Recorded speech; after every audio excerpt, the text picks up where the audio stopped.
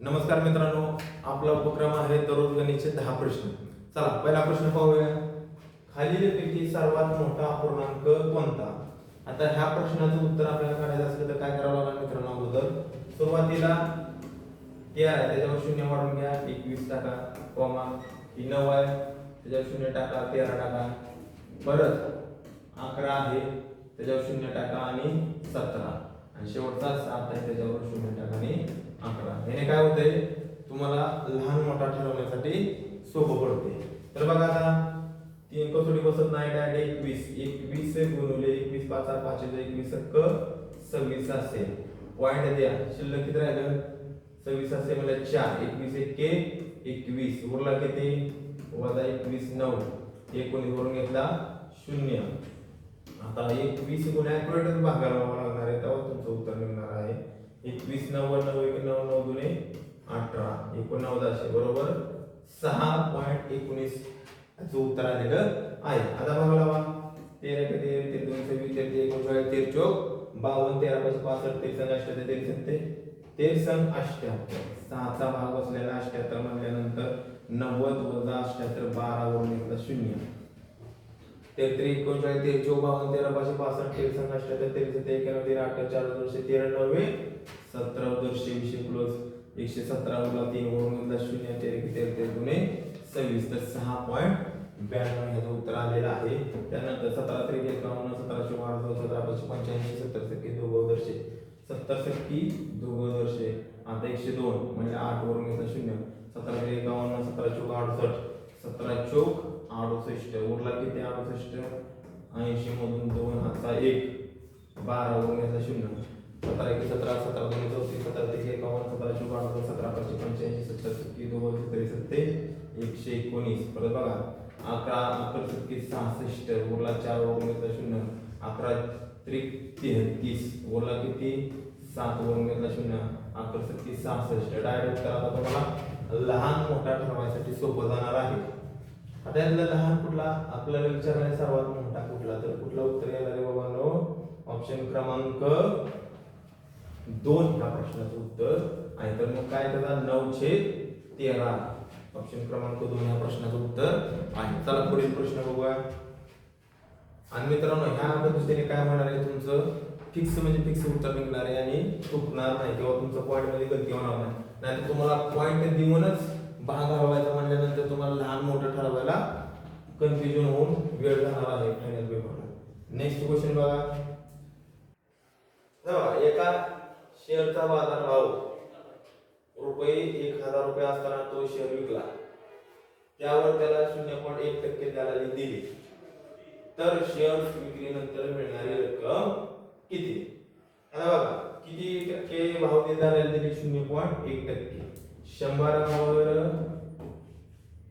0.1% दलाली दिल्यानंतर तुम्हाला बघा 100वर 0.1% गुणिले किती रक्कम आहे? ती 1000 रक्कम आहे. आता वर एक पॉइंट आहे खाली एक पॉइंट आहे, वाढावा लागला समान झाले पॉइंट. हे 0 कट हे 0 कट हे 0 कट हे 0 कट 1 1 के 1 किती आले? 1. तर बाबा 1% दलाली दिली म्हणजे 1 रुपया फक्त दलाली दिली, मग 1000 वजा 1 तर बरोबर किती आले मित्रांनो? 999 रुपये विक्रीनंतर त्याला मिळणार आहे. तर ऑप्शन क्रमांक 1 ह्या प्रश्नाचं उत्तर आहे. आता ही जरा थोडा प्रश्न कन्फ्युजन करणार आहे. तर आता पुढील प्रश्न बघूया. चला आता बघा हा सुद्धा जरा थोडं समीकरण बघितलं की मुलं जरा थोडं चळवळ करते ते, तसं काय करायचं नाही. आता बघा ह्या दोघांची बेरीज 21 आली आणि वजाबाकी किती यायला पाहिजे? 1 यायला पाहिजे. पुढचं बाकी ते बघू नंतर. अगोदर काय करा, दोघांची 21 बेरीज देण्यासाठी काय करावं लागणार आहे? x ची किंमत समजा तुम्ही 11 धरली अधिक y ची किंमत 10 धरली, तर किती झाले टोटल बाबांनो? मित्रांनो बेरीज झाली 21 बरोबर आहे.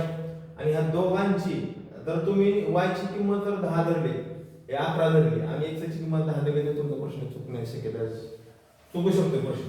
तर बघा आता मग आता x किती धरलाय आपण? 11 आणि y किती धरलेला आहे? 10. यांची वजाबाकी डायरेक्ट किती? एकच. म्हणजे हे आपण जे मानलेलं आहे x आणि y ते बरोबर आहे. त्यानंतर काय करायचं आपल्याला? चल आता बघा चिटकून x मधला गुणाकार असतो हे तुम्हाला माहितीच आहे बरोबर प्रश्नचिन्ह. मग 4 गुणिले x ची व्हॅल्यू किती धरली आपण x 11 दिला अधिक y किती धरला आपण 10. तर बघा टोटल किती झाले अगोदर कंस टाकून गुणाकार जरी घेतला तरी काही प्रॉब्लेम नाही. 11 चौक 44 प्लस 10 चौक 40 टोटल किती झाली 84. ह्या प्रश्नाचं उत्तर 84 यायला पाहिजे. ऑप्शन क्रमांक 3 हा प्रश्नाचं उत्तर आहे. चला पुढील प्रश्न पाहूया. आता ह्या प्रश्नाची आपल्याला बेरीज करायची आहे. आता काय होते जरा थोडा हा प्रश्न फिरवून टाकलाय. आपल्याला काय वाटतंय असा प्रश्न जर बनवला असता आपला अधिक 2 अधिक 3 अधिक डॅश अधिक 198 अधिक 199 तर ह्या प्रश्नाचं उत्तर जरा वेगळं आलं असतं बरोबर. म्हणजे पुढील संख्या घेऊन भागिले 2 गुणिले एकूण बेरीज केली असते. पण हा प्रश्न असा नाही जरा फिरवून टाकलेला आहे प्रश्नाने. आता प्रश्न कसा करायचा बघा. सर्वांची बेरीज ह्यांनी काय करायचं ह्याची बेरीज केली किंवा सर्वांची बेरीज केली तरी चालतं उत्तर तुमचं 100% निघणार आहे. पण काय करणार तुम्ही शेवटची ह्याची बेरीज करा किती आलं 200 अधिक ह्याच्यात 2 मिक्स केल्यानंतर 200 ह्याच्यात 2 ऍड केल्यानंतर 3 ऍड केल्यानंतर 200 बनते आणि ह्याच्यात 4 ऍड केल्यानंतर 200 बनते. टोटल बेरीज आलेली आहे 800. या प्रश्नाचं उत्तर किती आहे बघा 800. ऑप्शन क्रमांक 2 ह्या प्रश्नाचं उत्तर आहे. आता पुढील प्रश्न पाहूया. आता बघा गणेश आपल्या मासिक उत्पन्नातून किती खर्च करतोय 25% रक्कम किराणावर. 25% आता इथे लिहा किराणासाठी 25%. त्यानंतर 25% रक्कम कर्जाचे हप्त्यासाठी किती करतोय 25% खर्च करतोय. त्यानंतर 20% काय देतोय घर भाडे 20% देतोय. आणि आई वडिलांना किती पाठवतोय आई वडिलांसाठी तो पाठवतोय 20%. टोटल पगार समजूया 100 रुपये 100% पगार आहे त्याची. पगार किती आहे 100%. मग त्याचे खर्च किती झाले टोटल बघा 25 म्हणजे 90% काय झाले खर्च होते. शिल्लक बचत किती झाली 100 वजा 90 बरोबर 10% बचत झाली. काय झाली बचत 10% बचत झाली म्हणजे बचत रक्कम किती आहे 5000 रुपये बरोबर आहे. पण 10% बचत म्हणजे 5000 रुपये.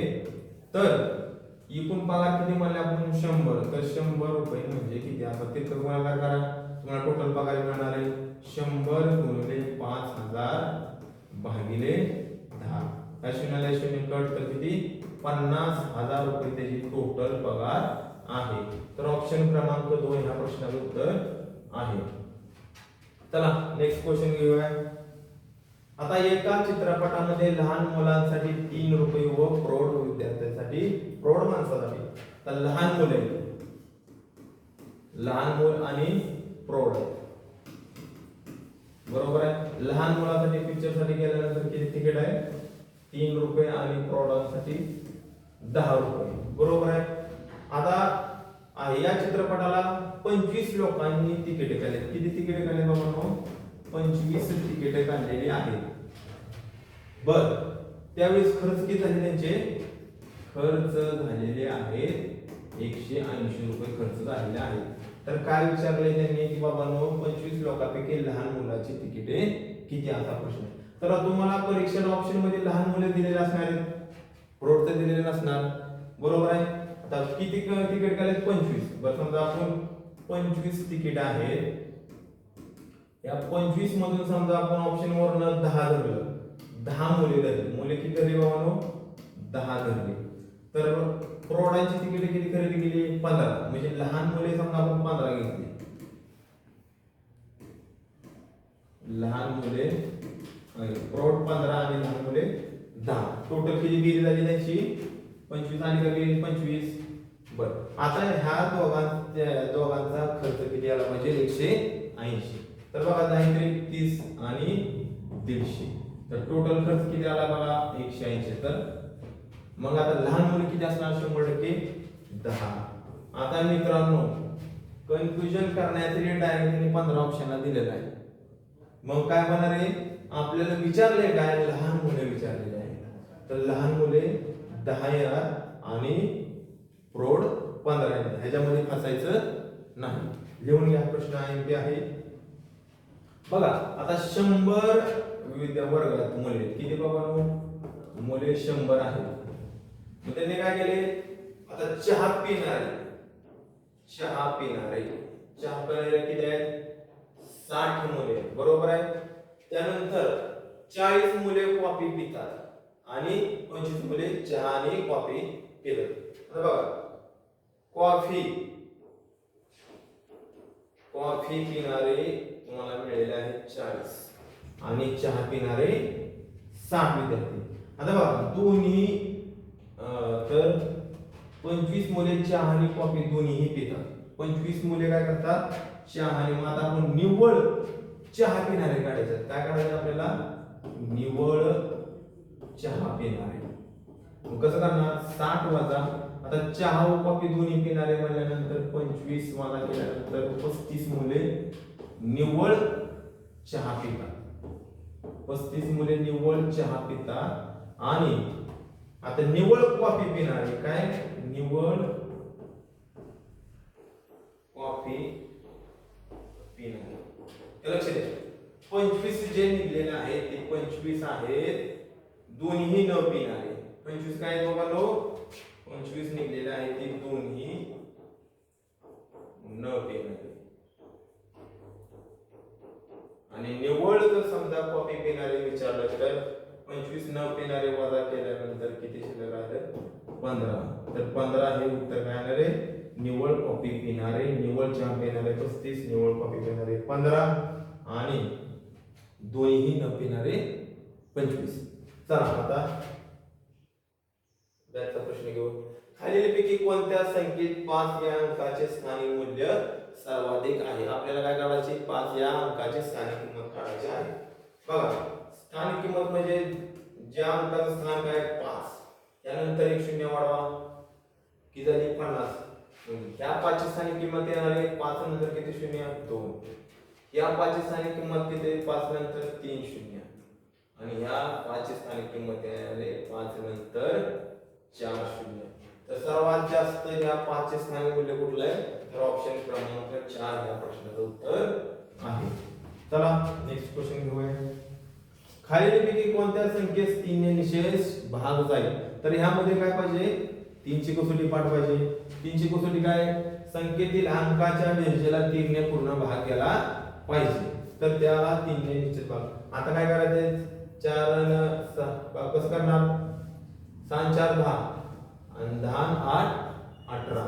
तर 18 ला भाग होते का, 18 भागिले 3, 3 6 18. तर ऑप्शन क्रमांक 1 या प्रश्नाचं उत्तर आहे. आता बघा इथं चेक करू आपण, 6 4 10, इथे 19 19 ला भाग जातोय का, 3 ने नाही. इथे बघा 6 4 10, 10 10 20 ला जातोय का, नाही, 3.